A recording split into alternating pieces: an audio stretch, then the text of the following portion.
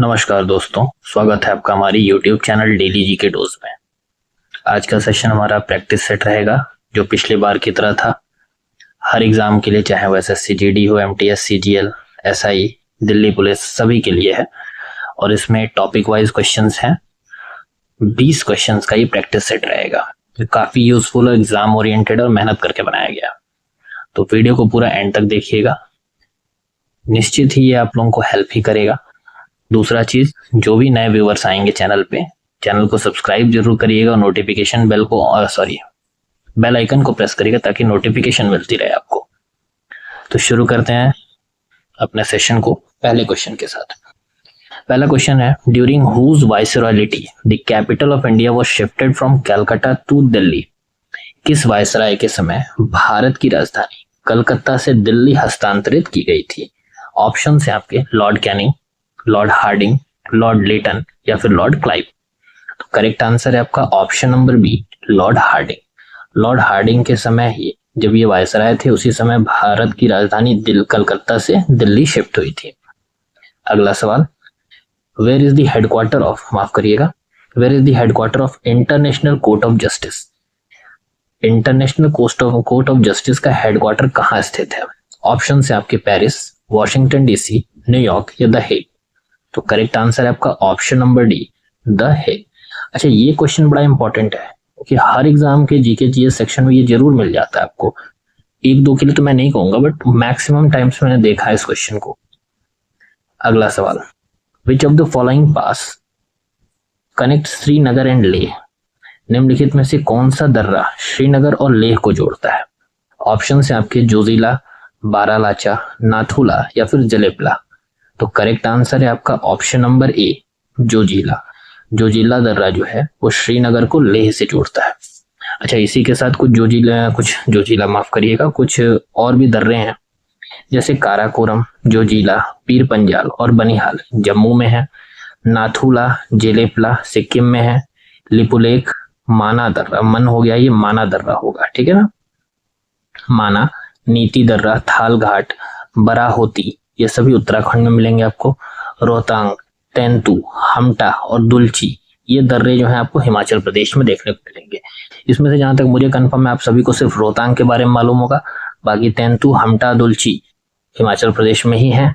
और ये नए दर्रे हैं, मतलब इनका नाम ज्यादा आप नहीं सुने होंगे, बट एसएससी के पास भी अब घिसा पिटा क्वेश्चन रह नहीं गया है, हर बार वो अलग अलग प्रोसेस लेके आ रहा है, तो और भी चीजें हमको जानने की जरूरत है।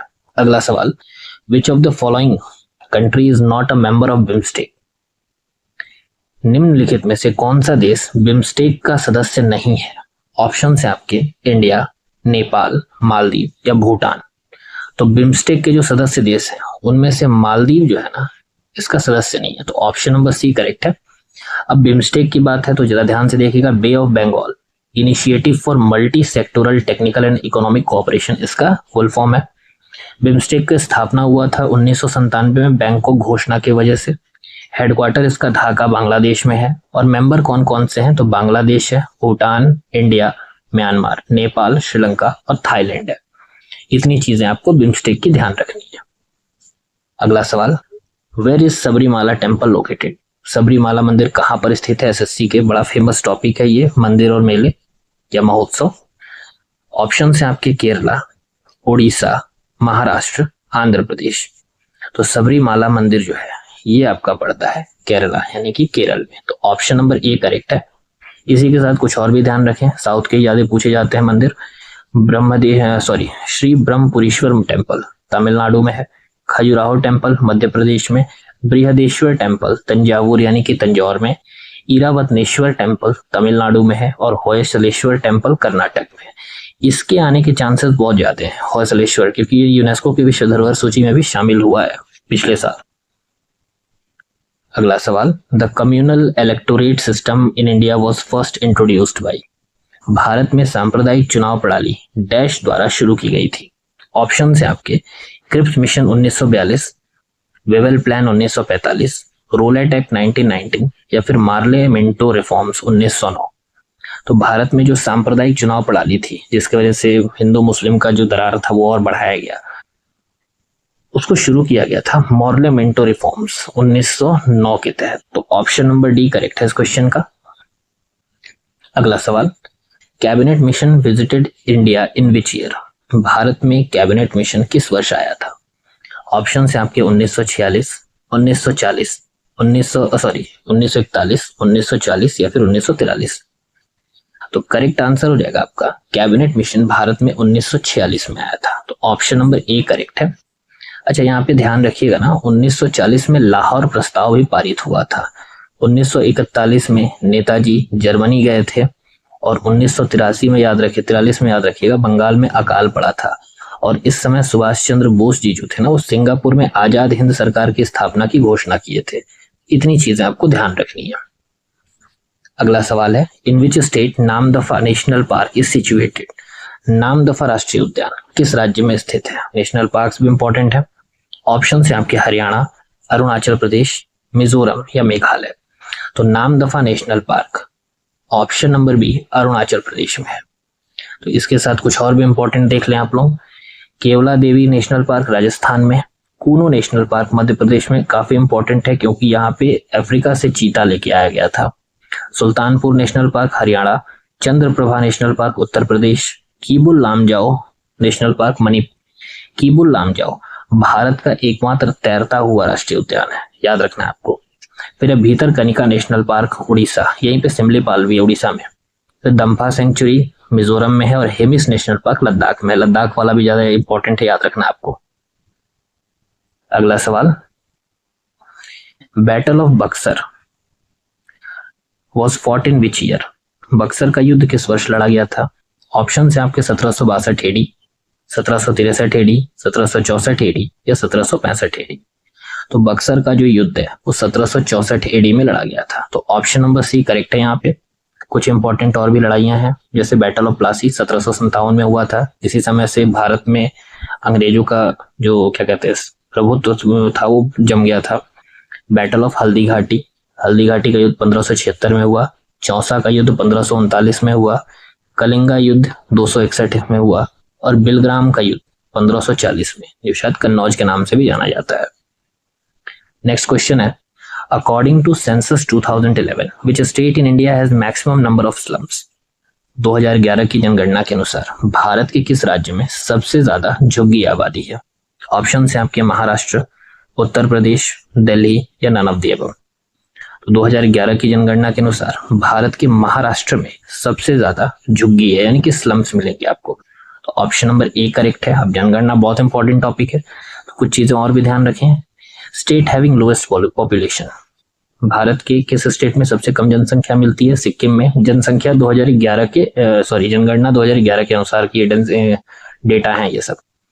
फिर पूछ रहा है हाईएस्ट पॉपुलेशन डेंसिटी बिहार में है, जनघनत्व सबसे अधिक। हाईएस्ट सेक्स रेशियो केरला में है 1084 और लोवेस्ट सेक्स रेशियो आपका हरियाणा में है 879। अगला question, Sattriya is the classical dance of which state? Sattriya किस राज्य का शास्त्रीय नृत्य है? इसको देते हुए एसएससी कभी परेशान नहीं होता है, हमेशा देगा। ऑप्शन है आपके कर्नाटका, मणिपुर, तमिलनाडु या असम। तो सत्तरिया नृत्य जो है वो असम से रिलेटेड है। तो ऑप्शन नंबर डी करेक्ट है यहाँ पे।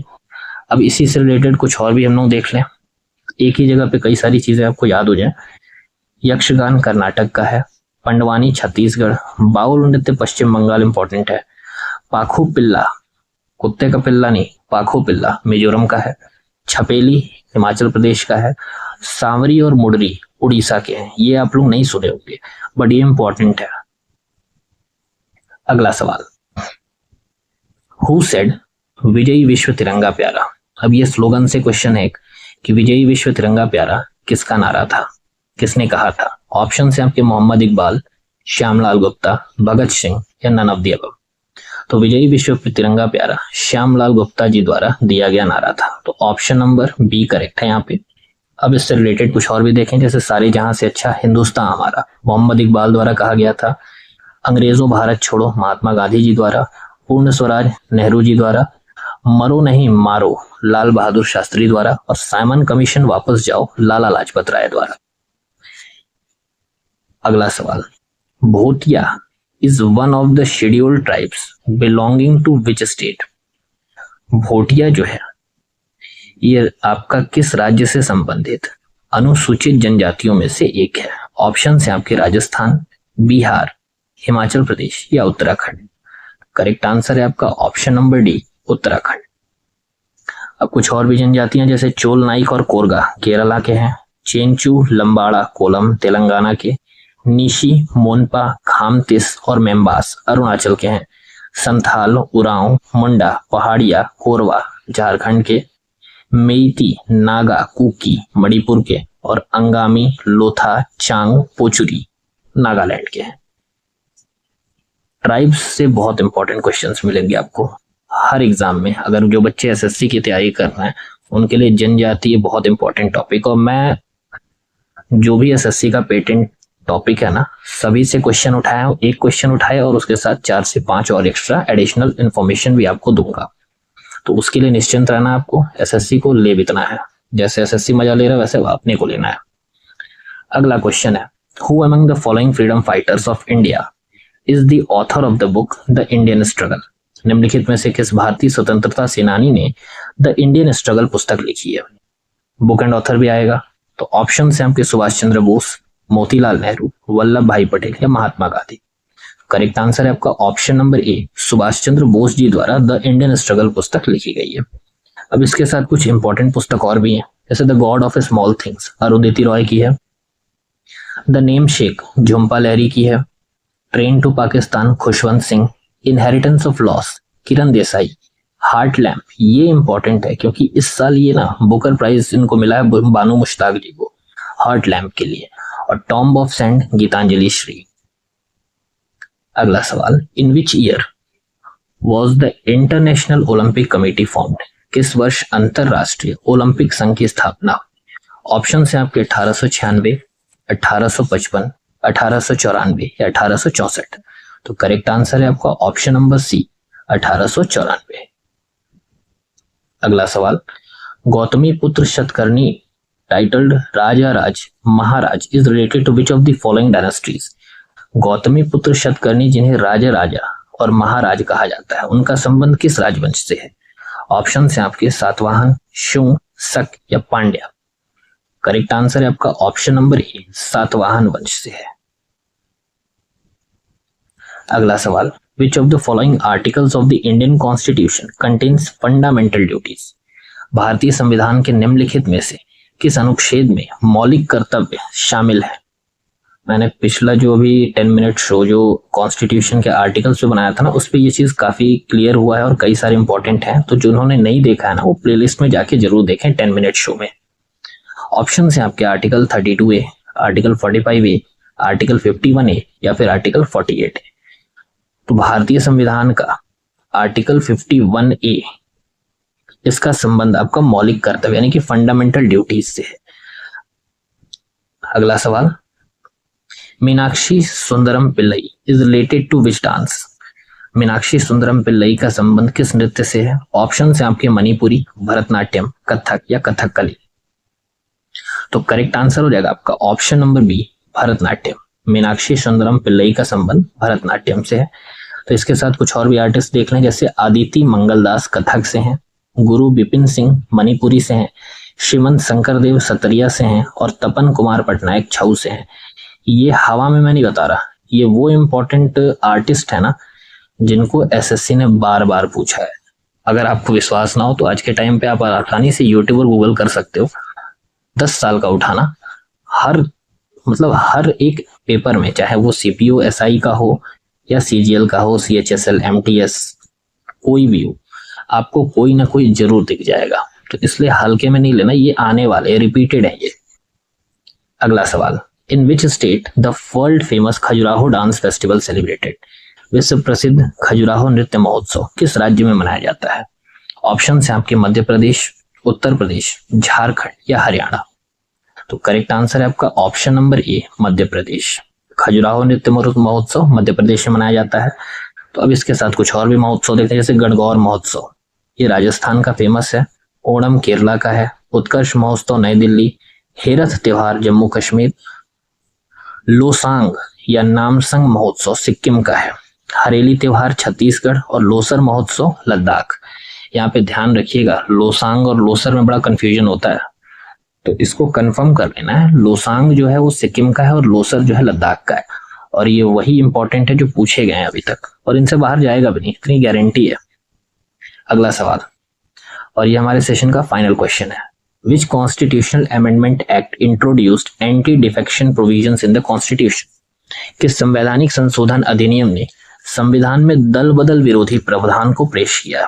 ऑप्शन है आपके 52nd constitutional amendment act, 44th constitutional amendment act, 86th constitutional amendment act या फिर 43rd कॉन्स्टिट्यूशनल अमेंडमेंट एक्ट। तो दल बदल विरोधी प्रावधान जो है ना वो 52वां संविधान संशोधन द्वारा किया गया था, तो ऑप्शन नंबर ए करेक्ट है।